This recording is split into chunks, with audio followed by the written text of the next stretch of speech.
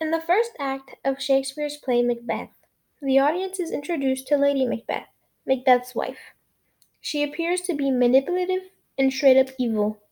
However, before this, we are introduced to three elderly women called the witches and sometimes called the Weird Sisters. They provide Macbeth with prophecies that come true in the end, but not in a good way and not fully. The pressing question of the play then becomes, to what extent is Macbeth to blame for his actions? To understand this question fully, we must examine various aspects. The first, women during the Elizabethan era. During the Elizabethan era, women were expected to be submissive homemakers with no free will. Women were meant to make babies, a lot of them, take care of those babies, and do anything their husbands told them.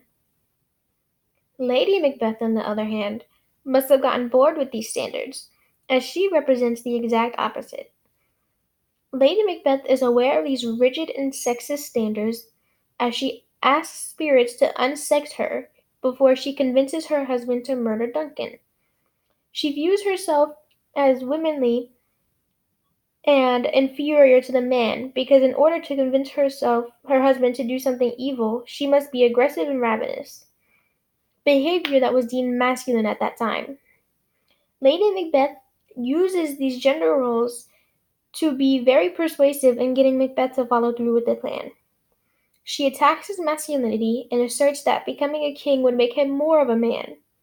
Being the strong, courageous soldier that he is, Macbeth hears this and follows through with the murders. Is it Lady Macbeth's fault that Macbeth killed a bunch of people? I guess we'll see. The next group we must talk about is the Weird Sisters. The Weird Sisters arbitrarily pay a visit to Macbeth in Banquo and tell Macbeth that he will one day be king. Macbeth is confused at first, but eventually confers with Lady Macbeth and takes matters into his own hands by killing Duncan and killing a bunch of other people later on in the play. Later, the Weird Sisters assure Macbeth that he cannot be harmed by any man born of a woman and unless Birnam Wood moves to Dunsinane. This is when he becomes scared. Macbeth feels confident after hearing this that nothing will happen to him. However, the Weird Sisters' prophecies are a classic case of be careful what you wish for, even if Macbeth did not technically wish for these things. If anyone thinks it is the Weird Sisters' prophecies that drove Macbeth to his actions, they are wrong and overstating the importance of the Weird Sisters in the play. While they are important, they appear a mere 2 times throughout the entirety of the play.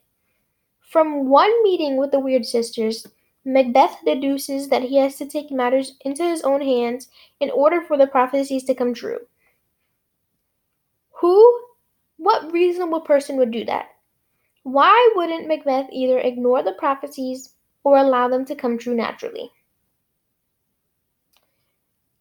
The next person we must discuss is Banquo, whose prophecy was that his sons would one day be king.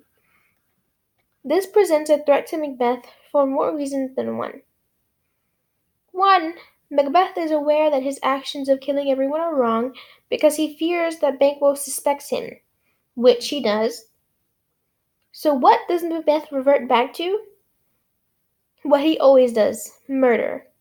He has people kill Banquo, however, Banquo's son, Fleance, escapes. This presents a further threat to Macbeth because it means that the prophecies really will come true. But if Fleance becomes king one day, he will suspect Macbeth killed his father and will take Macbeth down. Macbeth is aware of his actions and seeks to remove anyone who can get in the way of his prophecies coming true, even his own best friend and his own best friend's children. Finally, we must discuss Macbeth. In the beginning of the play, Macbeth is praised by Duncan for being brave and courageous during battle, promoting a sort of self-righteousness within Macbeth. The prophecies from the witches only reinforce the self-righteousness. They don't cause it. What caused Macbeth to carry out his actions are his excessive ambition and his toxic masculinity.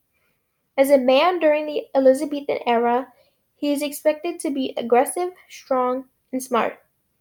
Macbeth is all of those things and is praised by his king for being all of those things.